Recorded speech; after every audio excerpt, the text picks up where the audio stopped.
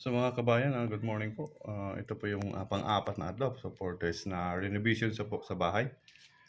Ito. Ito yung kwarto po dati. So ginawa po ng dining area namin to. Pinagawa po to. So update ko kayo. Pang-apat po itong adlaw na tinagbaho na. So pasok tayo dito. So ito usually hindi pa to na Hindi pa to na pa. Ito yung bawol. So ito po yung ginagawa nila. So pinagawaan dito ng lababo. Yan. So black yan dyan. Sa kabila yan gagawin nila ng opisina. Yan. So binalak yan dito. Ito may gripo na. So kaya i-ano pa to finishing pa to. Kumbaga kahit ano lang ang tawag na to basta finishing. Wrap lang yun, no? Yung wrap lang. So ito, di pa tapos. Babalik pa sila kasi naabotan sila ng lunch. So cute lang siya. Tama lang. So, ito yung kabuuan. Yan, ito yung kabuuan.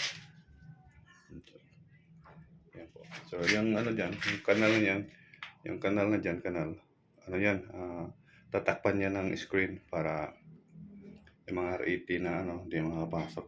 Basta walang lamok. So, hintayin nyo kabayan matapos to.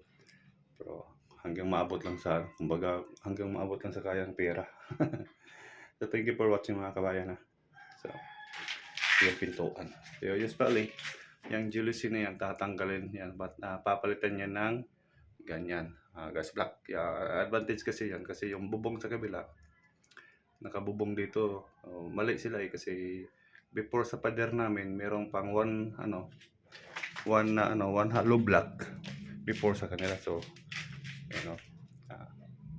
so yung nila, dinikit talaga nila sa bubong. For mali sila. Pero kung sisitahin ko yan, wala silang labat kasi akin naman yan. So one hollow block before sa aking bahay.